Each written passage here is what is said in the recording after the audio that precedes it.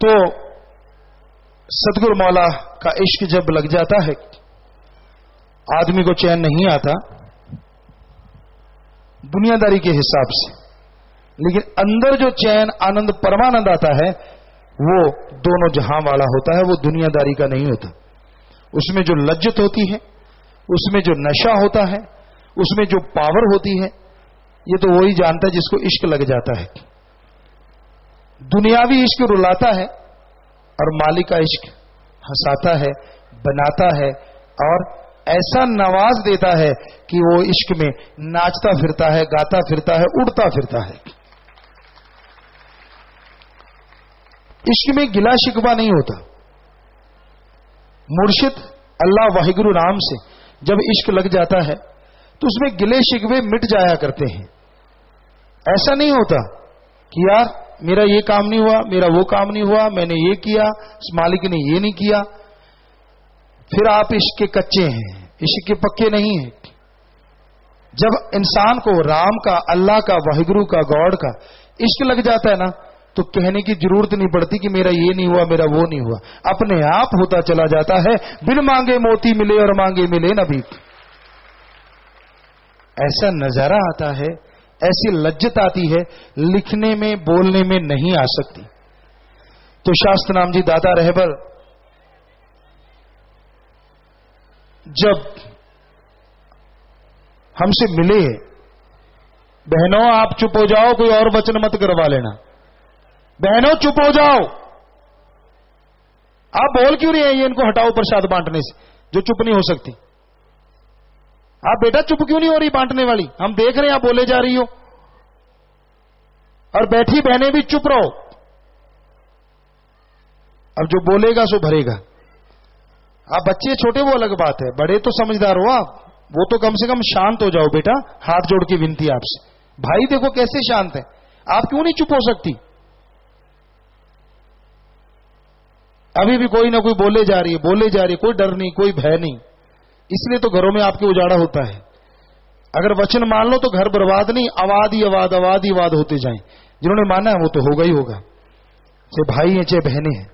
तो जब फकीर एक बात कह रहा है, आप चुपचाप सुन नहीं सकते मुंह बंद करके, उस टाइम तो बंद हो जाया करो कम से कम।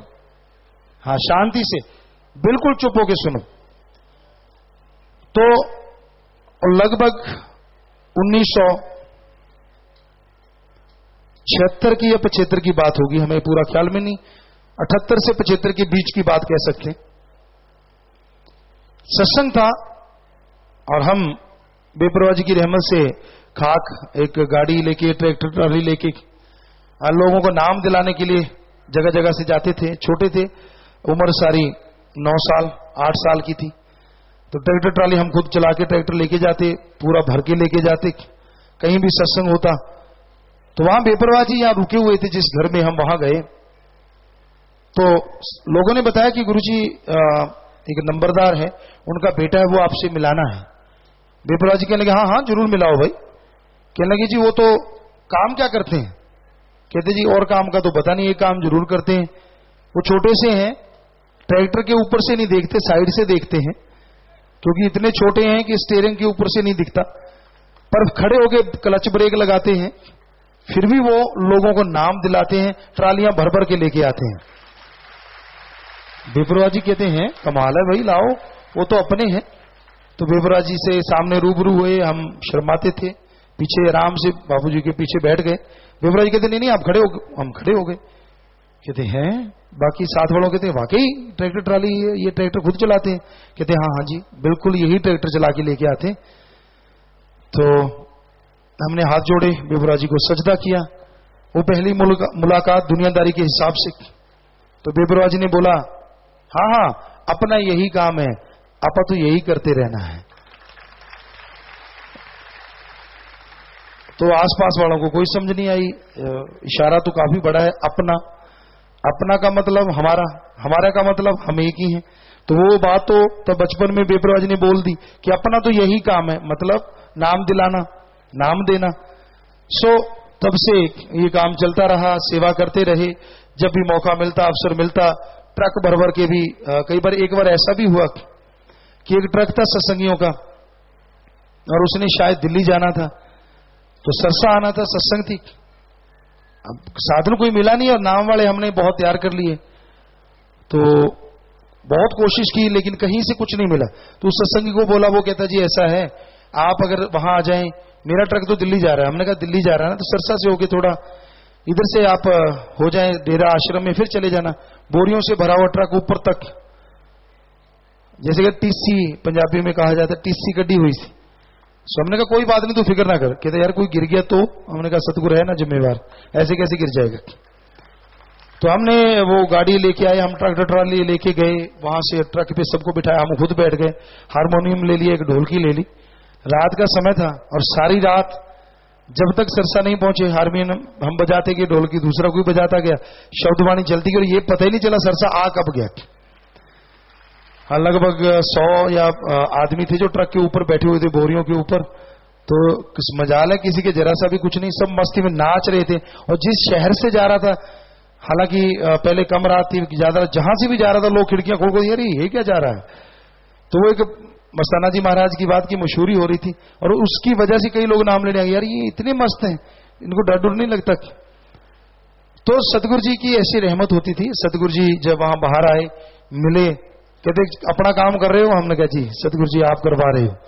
सो इस तरह से मुलाकातें होती रहती, बेबुआ जी दया में रहमत करते। और इस दिन जब बुलाया, अपने चरण कमलों में बिठाया, बात चली राम नाम की, परमपिता दाता रहबर ने सारी बातें सुनाई। और जब ये दिन था, अभी गुरुगद्दी 23 को हुई थी, 22 की शाम थी। ये आपको एक अजूबा सुनाते हैं जो आज तक शायद ही किसी गुरु ने किया और शायद ही कोई कर पाए। वो करने वाले हैं तो वो कर सकते हैं, क्योंकि वो तो कभी भी कर सकते हैं, उनके लिए कोई बड़ी चीज नहीं। बात और किसी की। तो 23 को गुरुगद्दी होना था, 22 की शाम हमें बुलाया अंदर तेराबास में, परिवार बुलाया। तो कहने लगे हाँ भाई आपका अकेला बेटा है, 18 साल के बाद हुआ है, इतना बड़ा घराना है, क्या आपको कुछ चाहिए? और जो चाहिए बताओ। तो बापूजी ने हाथ जोड़े, कहते जी हमें चाहिए क्या? कहते एक कमरा दे दो आश्रम में, सारा घर भी आप ले लो और जमीन जायदाद भी आप ले लो, हमें एक कमरा दे दो ताकि हम आपके और इनके दर्शन करते रहें, हमें और कुछ नहीं चाहिए, बस एक कमरा दे दो। तो बेपरवाह जी बरागे में आए, कहलेंगे वाह आपने मांगा भी तो क्या मांगा, तो आपको आशीर्वाद, आप आएंगे दर्शन कर जाया करना, हम आपसे कुछ नहीं लेंगे, आगे आपसे वो दौलत ले ली है जो कहा नहीं जा सकता, क्योंकि एक ही बेटा हो और इतने बड़े घराने में, और वो ही हमने लिया। बेपरवाह जी ने फरमाया आपसे और क्या कुर्बानी लेंगे हम। तो फिर बेपरवाह जी कहने लगे हम इनकी झोली में दोनों जहान की दौलत अभी डाल दी। और ये शायद किसी गुरु पीर फकीर ने गुरुगद्दी से पहले कभी नहीं किया जो गुरु मुर्शिदे कामिल ने किया। गुरुगद्दी बाद में रूहानियत की सारी ताकत झोली में पहले डाल दी, क्योंकि उनको पता था हम थे, हम हैं, हम ही रहेंगे। कोई परीक्षा की बात नहीं, कोई ऐसी बात नहीं, कुछ नहीं, सीधा बुलाया और ये चीज। और ये क्योंकि जब भी हम घर पे होते थे एहसास गर्व से था। और आपको बताएं साथ संगत जी, आपको झूठ लगेगा, मालिक के जिनको दृढ़ यकीन है उनको सच लगेगा, जो नए जीव है हो सकता है उनको लगे कि ये झूठ हो सकता है। हमें गर्व में भी पता है कि सतगुरु से कैसे प्यार था और कैसे जुड़े हुए थे। गर्व की बातें याद हैं, गर्व की चर्चा याद है, माता जी क्या बोलते थे और हम क्या सुना करते थे। यकीन आपको आए ना आए वो एक अलग चीज है, लेकिन 100% हम एक ग्रंथ लिख रहे हैं, बायोग्राफी या ऑटोबायोग्राफी जो भी आप उसका नाम रखें, तो वो हम लिख रहे हैं, आत्मकथा हिंदी में बोले तो उसमें हमने काफी लिखा है। लेकिन बीच में अभी आपको पता है रूबरू शुरू हो गया। अब रूबरू खत्म हुआ तो अभी रूबरू तो चल ही रहा है, साथ साथ चलते ही रहना है, साथ में फिल्म शुरू हो गई, तो इसलिए वो ग्रंथ पूरा हम लिख नहीं पाए। पर जैसे वो ग्रंथ आपके हाथों में आएगा, और जैसे बॉम्बे के वो बच्चे आए थे, वो कहने कि पिताजी इस ग्रंथ पे तो हम इतनी फिल्में बना सकते हैं आपके एक एक टॉपिक के पे कि पूछिए मत, और ये फिल्में बनेगी इतनी जबरदस्त कि हमें तो स्टोरी नहीं मिलती और आपकी तो जीवन स्टोरी है। हमने कहा ये सतगुरु मौला की रहमत है, हम तो खा के भाई कुछ भी नहीं, वो उसने नवाजा है और भगवान तिनके को भी नवाज दे, तिनका भी पहाड़ों से पार चला जाता है, उसकी रहमत है, वो भी पहाड़ों को चीर सकता है। तो प्यारी साथ संगतियों, दृढ़ यकीन रखा करो, दृढ़ यकीन होना चाहिए। हम अपनी बात आपको सुनाते हैं, हम कोई भगवान नहीं, कुछ भी नहीं, इंसान है और सतगुरु मौला की रहमत है, वो भगवान है और जब वो बुलाते हैं तो वो बुलाते हैं, हम तो कुछ भी नहीं, खाक है। हम एक बार सुबह की मजलिस थी, सत्संग 12 बजे गुरुजी के दर्शन किए और चल पड़े, बात नहीं हुई, दिल में कसक थी कि यार आज अपने महबूब से बात नहीं हुई। गाड़ी थी, ओपन गाड़ी थी मिलिट्री वाली, हम उस गाड़ी को लेके जा रहे थे, वहां से लगभग 3 घंटे का रास्ता गुरु सरमोड़िया का रहा होगा, शायद 3-4 घंटे का रास्ता सरसा से। और गुरु सरमोड़िया से पहले गांव आता है सूरावाड़ी, उसका नाम है, 4-5 किलोमीटर वहां से गुरु सरमोड़िया है। वहां आके जब हम पहुंचे तो लगभग 2 बजे थे या 3 बजे थे, याद नहीं।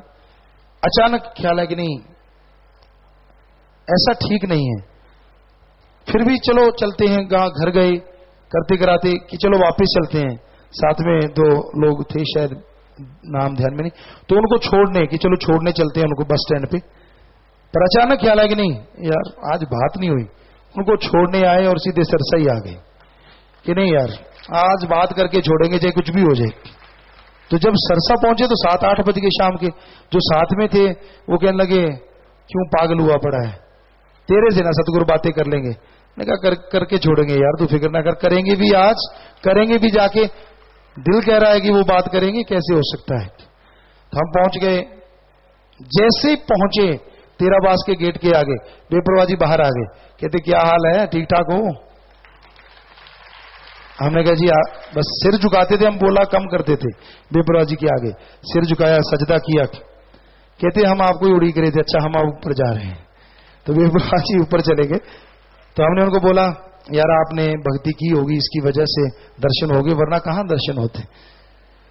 तो हम कभी ऐसा जाहिर नहीं होने देते थे, क्योंकि सतगुरु बेपरवाह जी ने वचन किए थे कि भाई सब पर्दे में, वो इशारे से किया था।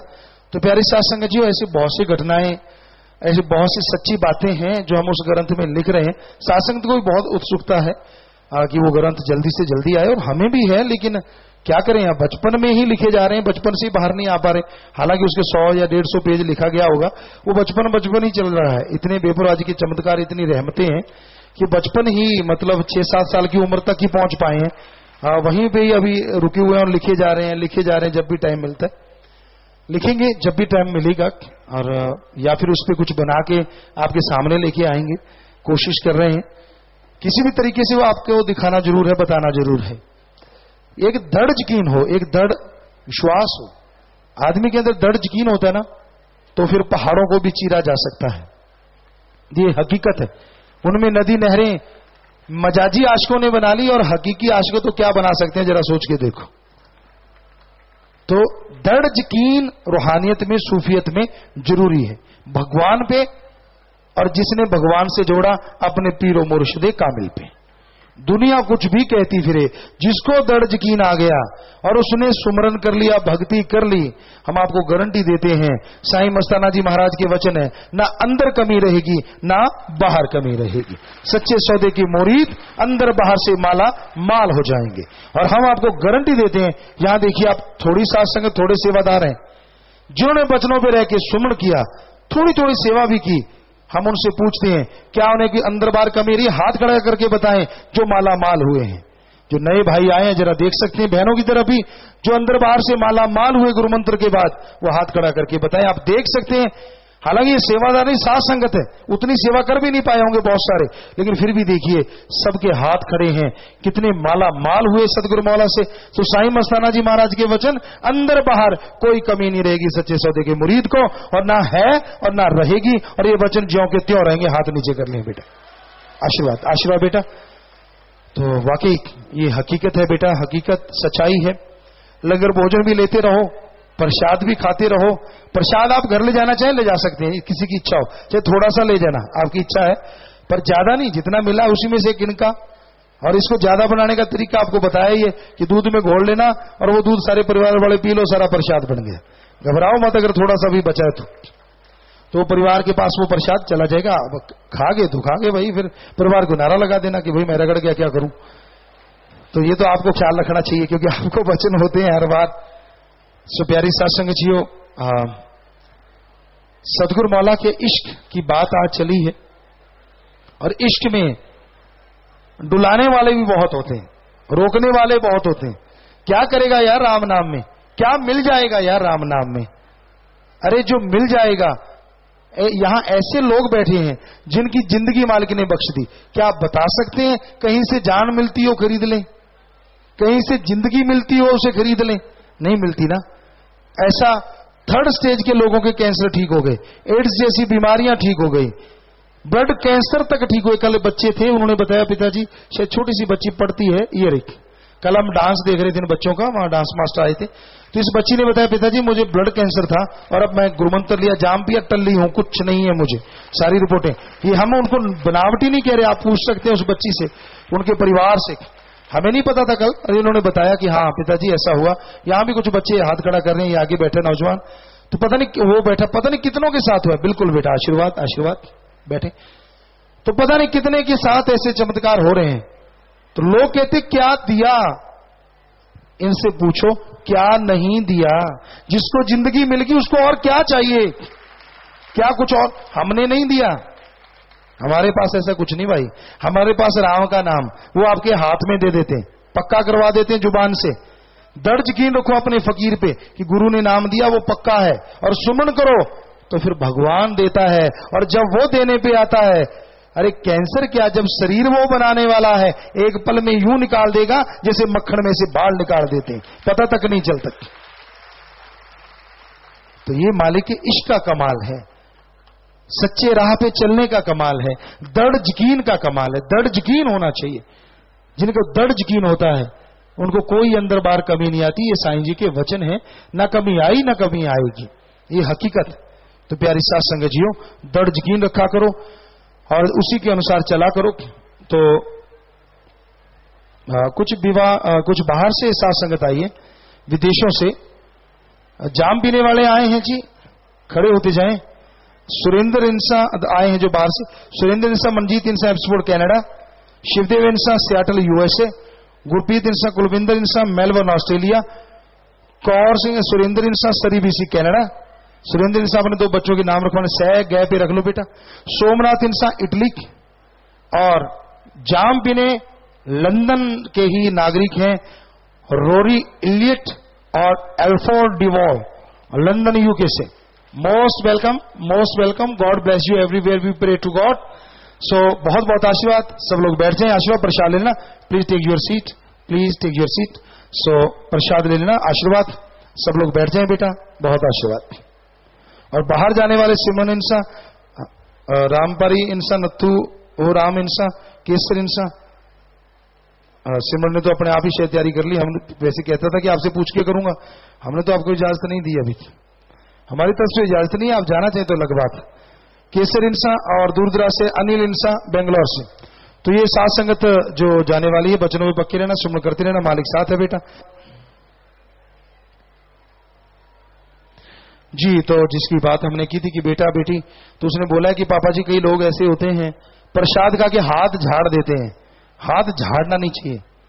देखो खून में बात होती है, ये बात हमने कभी किसी अपने बच्चों को, आपको जो 5 करोड़ हो या जो गुरगद्दी से आने से पहले 4 बच्चे, कि उनको कभी ये बताया नहीं कि भाई हाँ हम कभी हाथ नहीं झाड़ा करते थे। लेकिन उस बच्ची ने देखो लिख के भेजा कि पापा जी साथ संगत को बोलो प्रसाद लेके हाथ झाड़ा मत करो, क्योंकि आपने झाड़ दिया और वो जो किन के चले गए, तो जो बरकतें आनी थी कुछ उसमें से कुछ हिस्सा आप यहीं झाड़ दिया। ऐसा नहीं करना चाहिए, बल्कि उसको धीरे धीरे हम क्या करते थे, अपना खाना तो किसी को क्या देना, सब्जी वगैरह लग जाती उसको भी उंगलियों से बिल्कुल साफ कर देते, धोने की नौबत नहीं आती थी, बिल्कुल उंगलियों से ऐसे ऐसे इकट्ठा किया और उंगली से उठाया और खा गए। और बाकी साथ संगत का लंगर पड़ा होता था, कई साथ संगत होती है ऐसी, लंगर के टुकड़े फेंक देती है, इधर उधर फेंक दिया। हम क्या करते थे, उसको उठा लेते थे, उठाते जाते, क्योंकि साईं जी के वचन थे। कई लोग हमें देख के हंसते, यार इतने बड़े घर से है, फिर भी लंगर उठा रहा है। हमने कहा यार सतगुरु की रहमत उठा रहा हूं, लंगर नहीं उठा रहा। उसकी रहमत उठा रहा हूं, लोगों ने बिखेर रखी है, मैं उसे उठा रहा हूं। तो हम वो टुकड़े लेके जाते घर, गऊ, भैंस, ऊंट, जितने भी पशु होते उनके आगे डाल देते। और अगले दिन माता जी हमें खुद कहते ये पशुओं ने पता नहीं कल क्या खाया। हमने कहा क्यों? कहते दूध डबल आया है, डबल, मक्खन डबल, घी डबल, ये क्या हो गया? कहती मैं एक दिन नहीं, ये तो लगातार ही महीने भर आता रहता है, ये क्या खाती हैं? तो हमने उनको कभी बताया नहीं था ये सदगुरु की रहमत का प्रसाद खाती हैं। तंदुरुस्त हो जाते पशु, पर उनकी जूनी भी कट गई। क्यों नहीं कटेगी जो सतगुरु का प्रसाद खाएंगी। तो प्यारी साथ संगत जीओ, फेंका मत करो। बहुत ही अच्छी बात कही बेटा कि प्रसाद कभी फेंकना नहीं चाहिए, ऐसे झाड़ना नहीं चाहिए।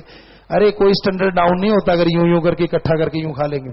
खा लिया क्या फर्क पड़ता है, बल्कि ज्यादा स्वाद लगता है देखना खा के, उसका मजा लगातार ही आता रहता है। जी बिल्कुल, बच्चा ये कह रहा है हाँ पिताजी बिल्कुल सही है, मजा बहुत आता है। जी जी, तो वो मजा अलग होता है। क्योंकि हम तो ऐसा किया करते थे, आते थे हमारे साथ लोग, हम गाड़ियों में लेके आते, खुद की गाड़ियां थी तो गाड़ी थी उसमें लेके आते, तो फिर ऐसा करते थे हम, उठाते जाते, लोग फेंक देते, अचार फेंक दिया, रोटी फेंक दी। ऐसा कभी नहीं करना चाहिए। लंगर आधे से भी आधा ले लो, अपने यहां कोई कानून नहीं। आप एक ले रहे हो ना, आधा ले लो, आधा लगता है ज्यादा तो उससे भी आधा ले लो, पर गिराओ मत, थूको मत, आश्रम में थूको मत, बच्चों का पेशाब वगैरह मत करवाओ। वो डायपर से आते हैं वो चढ़ा लिया करो जब पंडाल में बैठे होते हो। बड़े को भी कोई तंगी आती है तो बड़ों के भी डायपर आ गए हैं, सुनने में आया है, सुनने में आया है, सच है ये। बड़े लोगों के भी आए हैं और वो लोग पहनते हैं, कई लोग हमें बता रहे थे तो हमें पता चला, हमने तो कभी पहना नहीं भाई, ना बचपन में ना अब। क्योंकि चलो इसी बात पे बात याद आ गई, वो बेपरवाही याद करवाने वाले। हम आपको अपने जन्म के बाद की बात, एक छोटी सी बात, डायपर की बात, कि हमारा जन्म हुआ और माता जी, मामी जी, नानी जी सब लोग वहां थे। तो जब पहला बाथरूम जो करना था तो हमने नहीं किया चारपाई पे। तो अचानक मामी जी वो भक्ति करते थे, उनको ख्याल आया, कहने लगे इन्होंने बाथरूम नहीं किया, कब से कपड़ा, पंजाबी जी कहते पोतड़ा, कि वो बांध रखा है और ये गीला ही नहीं किया इन्होंने। वो कहने लगी माता जी को कि बीबी जी मैं इनको उठा के जरा वैसे फर्श पे करके देखूं, क्या पता वहां कर दें। तो माता जी कहते हाँ ठीक है देख ले, पर ये अभी कुछ घंटे का बच्चा है और इसको क्या पता। कहती देखूं तो सही। जैसे ही उन्होंने उठा के हमें ऐसे किया फर्श पे, हमने अपना काम कर दिया। और फर्श पे भी नहीं किया, हकीकत ये है कि उन्होंने एक बाल्टी रख ली कि भाई फर्श है तो क्यों, बाल्टी रखी और बाल्टी के सामने जैसे हमें किया काम कर दिया। हम उनको देख के हंसने लगे कि आपने अच्छा किया। तो ये ग्रंथ में भी आएगा और ये हकीकत है, हम झूठ नहीं बोल रहे, अपनी बड़ाई नहीं कर रहे। शासत नाम शाह मस्तान दाता की जिन्होंने हमें बनाया पूरे का पूरा, हम तो खाक है, मिट्टी के पुतले, पर वो सदगुरु बनाने वाला है। तो ये आप कभी भी किसी भी बच्चे को देख लो, शायद ही दुनिया में कोई बच्चे ने ऐसे बाथरूम किया हो फर्स्ट टाइम जन्म के बाद। और वो कहने लगी मैं दंग हूं, उनको बहुत आभास होते थे ऐसे कि मैंने पहले कहा था ना आपको ये चारपाई पे नहीं करेंगे, और उसके बाद हमने कभी चारपाई गिल्ली नहीं की। माता जी आप पूछ सकते हो जाके उनसे, क्योंकि आपको लगेगा हमें, आपको कैसे पता है जन्म के बाद का, तो आप उनसे पूछ सकते हो, उनको तो पता ना हमारे जन्म के बाद का। उनसे पूछ सकते हैं कि क्या हमने कभी चारपाई या वो कपड़ा गीला किया था जो बंधा होता था, तो कभी भी नहीं। तो ये बेपरवाही की रहमत है। तो वो बात आपकी बात से आ गई थी कि बच्चों को बाथरूम यहां ना करवाना, वो चढ़वा लेना, वो जो आजकल तो नई नई चीजें आ रही हैं, सोख जाता है बीच में ही सब कुछ, या फिर बाहर जाके करवाना। बेटा उतनी ज्यादा जितनी आप श्रद्धा रखते हो उतनी बरकतें दिन दुगनी रात चौगुनी बढ़ती चली जाती है। ये आपकी श्रद्धा पे निर्भर होता है, बात श्रद्धा की होती है। मालिक की सजनवाजी प्यारे सत्संग जी, सच्चे मुर्शिदे कामिल शास्त्र नाम जी दाता रहबर, अवतार महा महीना ये चल रहा है। इस संसार में, मृत्यु लोक में इंसान सदा खुश रहे, ऐसा होना बड़ा ही मुश्किल है। चलो खुश हो जाए ये भी बड़ी बात है, क्योंकि इंसान को गम, चिंता, टेंशन, परेशानियां चहुं ओर से घेर के रखती हैं। काम वासना, क्रोध लोभ मोह अहंकार मनमाया तड़पाते रहते हैं, भटकाते रहते हैं, और इंसान इन सब में गमगीन होता है, व्याकुल होता है। कोई ना कोई परेशानी, कोई ना कोई मुश्किल उसका रास्ता रोक के खड़ी हो जाती है। दिमाग जवाब दे जाता है, समझ नहीं आती इस मुश्किल का हल कैसे होगा, परेशानी से बाहर कैसे निकलेंगे। जिस तरह एक अनाथ बच्चा रोटी के लिए भी 1000 बार सोचता है, कैसे खाऊंगा, कहां से मिलेगी, कैसे मिलेगी। और जिनके मां बाप होते हैं उन्हें परवाह ही नहीं होती, पता है खाना सही टाइम पे मिलेगा, सब कुछ सही टाइम पे अपने आप। तो उसी तरह जिनको गुरु मुर्शिदे कामिल मिल जाता है, वो दोनों जहां के मां बाप से भी बढ़ के संभाल करता है। सो ऐसा गुरु शाश्वत नाम श्यामस्तान दाता रहबर हमें मिला, जो राह दिखा देते हैं।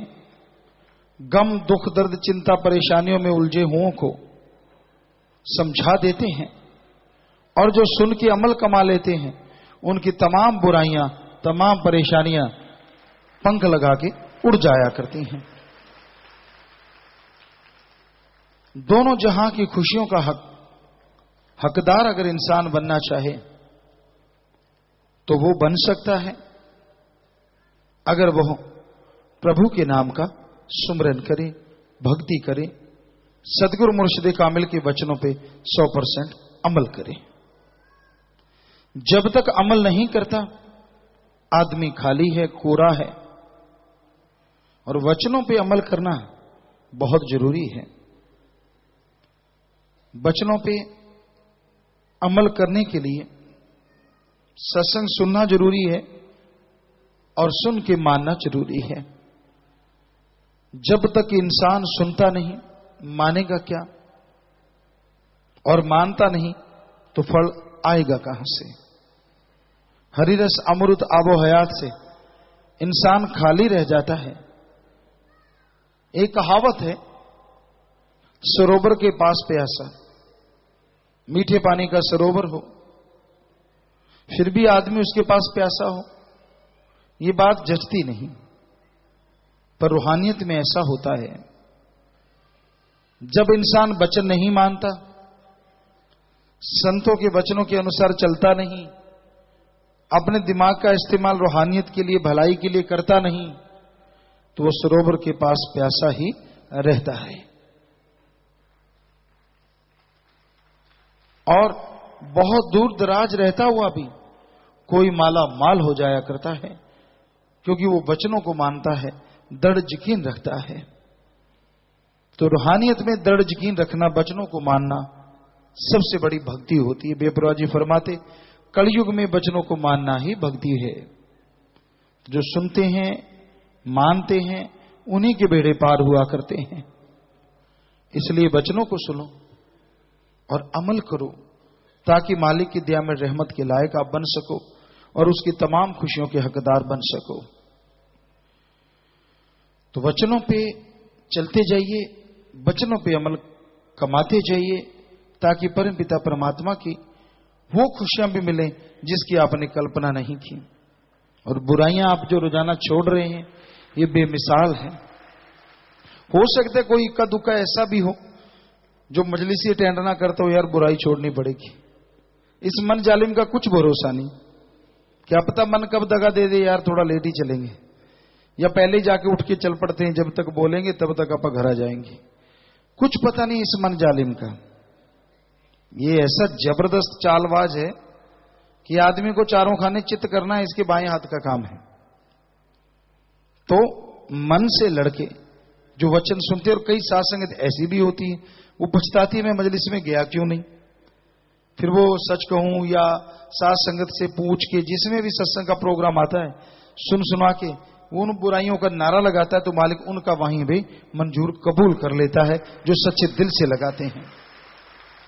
तो देखिए, एक होता है कि उसको पता है मजलिस में आना है, फिर भी वो नहीं आता, टाल मटोल, सरोवर के पास प्यासा। और एक कितनी दूर बैठा भी वो नारा लगा के तमाम खुशियां हासिल कर लेता है। तो ये इंसान के ऊपर निर्भर है, वो कितना वचन मानता है, कितना उस पर चलता है। जी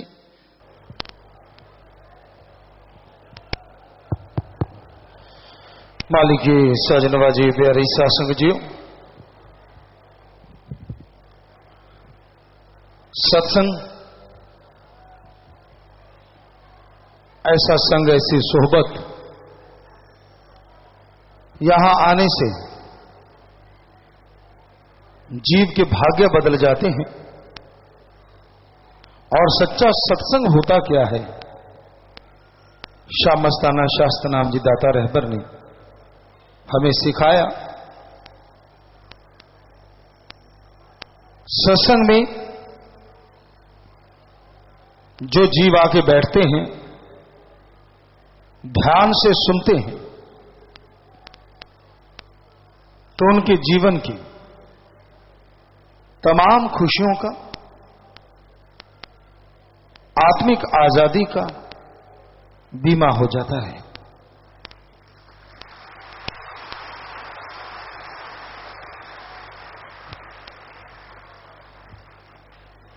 बहनों शोर ना करो, आप बैठ जाओ ना, यहां जगह है। आप बोले जा रहे हैं, आप क्या सत्संग का फायदा उठाएंगे? चुपचाप सुनो। बोले जा रहे हैं, सेवादार बहनें भी बोल रही हैं, वो भी चुप रहो, इशारे से बिठाओ, बस आवाज कोई ना करो। और भाइयों की तरफ भी सब लोग बैठ जाएं अपनी अपनी जगह पे। तो सत्संग जितनी कोई श्रद्धा से, यकीन से सुनता है, उससे कई गुना बढ़ के उसे फल मिलता है। जब सत्संग में आप आके बैठते हैं, बिल्कुल शांत स्वभाव, बिल्कुल शांत स्वभाव से, और अपना ध्यान पीर फकीर की बात, जो वो भगवान के वचन बताते हैं, उन पे केंद्रित होना चाहिए। सत्संग हर बार कुछ न कुछ नया लेके आता है। आपके सुनने में कमी है, वो बात अलग है। और सत्संग में ध्यान इधर उधर मत जाने दें। सत्संग भाग्य बदल सकता है। सत्संग दोनों जहां की खुशियां लौटा देता है। और सत्संग जीने की राह दिखा देता है। और सत्संग अल्लाह वाहिगुरु राम से मिला देता है।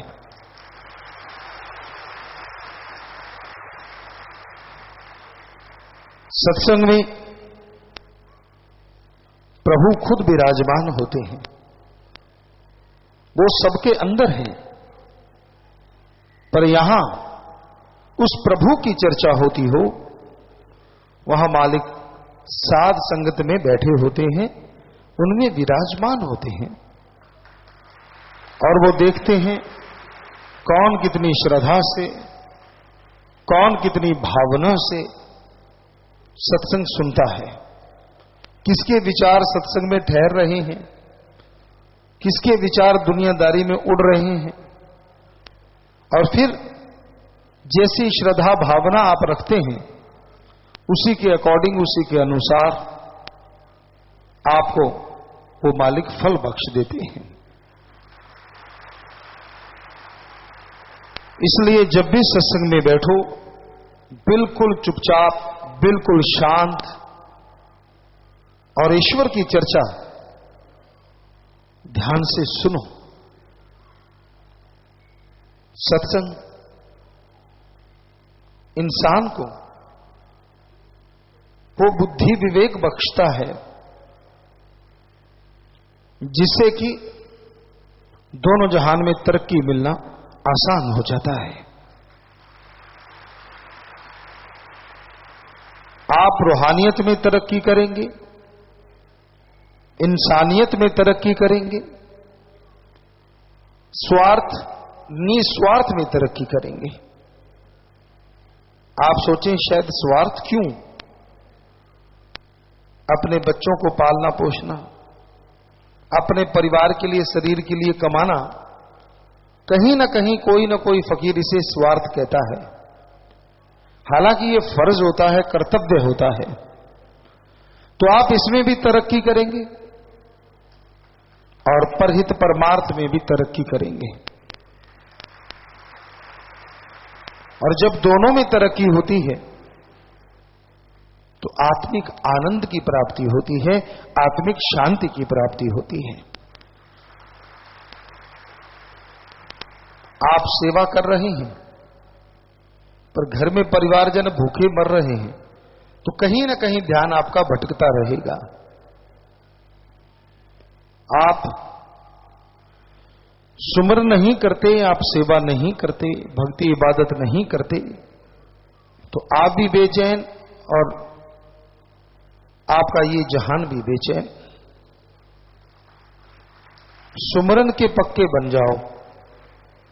5 मिनट से लेके 3 घंटा, घंटा, आधा घंटा, जितना मर्जी, कम से कम 5-10 मिनट सुमरन करना इस कलयुग में अति जरूरी है। उसी से गुरु से मोहब्बत बढ़ती है। गुरु से यानी इनडायरेक्टली भगवान अल्लाह राम से, क्योंकि गुरु मालिक से जुड़े होते हैं, उनका हाथ उससे जुड़ा होता है। और जो फकीर पे दृढ़ यकीन रखते हैं, गुरु के द्वारा ही जीवात्मा भगवान तक जाती है। इसलिए दृढ़ यकीन आपका बना रहे, उसके लिए सुबह शाम सुमरन तो जरूर करो। बैठ के, लेट के, काम धंधा करते चलते, किसी भी तरीके से किया गया सुमरन खाली नहीं जाता। वो जरूर दया में रहमत बख्शता है, जरूर खुशियां लेके आता है। और फिर आप सेवा करें, सेवा का मेवा तो मिलता ही मिलता है। परहित परमार्थ, तन मन धन दीन दुखियों की मदद में लगाने से शरीर की तंदुरुस्ती आती है, परिवार में प्यार मोहब्बत बढ़ता है और प्रभु की भक्ति इबादत में मन ठहरने लग जाता है। सेवा करते हुए अहंकार कभी ना आने दो, दीनता नम्रता रखो। दीनता नम्रता ही इंसान को बुलंदियों पे लेके जाती है। कोई आपको कुछ कहता है, आगे से आप अंदर से नारा लगाएं, सुमरन करें। जो आपको गलत बोले, जो आपको बुरा बोले, उसी को उसका फल भोगना पड़ता है। इसलिए प्यार मोहब्बत के मार्ग में अहंकार का कोई स्थान नहीं है। दीनता नम्रता द्वारा बुलंदियां छुई जा सकती हैं। और दीनता नम्रता अपने आप नहीं आती। मां बाप के अच्छे संस्कार, प्रभु से प्यार, सुमरन का जाप और परहित परमार्थ सेवा, ये ऐसी खुराक है जिससे दीनता नम्रता ही नहीं आती, बल्कि इंसान प्रभु की दया में रहमत के काबिल बनता है, उसके दर्श दीदार के लायक बन जाता है। मालिक की साजनबाजी प्यारी सासंग जियो, कर्ण करावनहार अल्लाह वाहिगुरु गौड़ खुदा रब मालिक है। हम तो खाकसार हैं, सेवादार हैं, सबके लिए परम पिता परमात्मा से दुआ करते रहते हैं। वो मंजूर कबूल करने वाला है, इसलिए वो रहमो करम का मालिक, दया का सागर कहलाता है।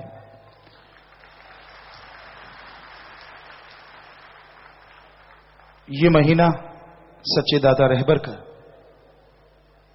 पाक पवित्र महीना, जिसमें तन मन धन से लोग सेवा करते हैं। आने वाला महीना भी वैसा ही महीना, जिसमें साथ संगत हर्षोल्लास के साथ नाच गा के, दौड़ के, भाग के दीन दुखियों की मदद करते हैं, सबका भला करते हैं, सतगुरु का जश गाते हैं।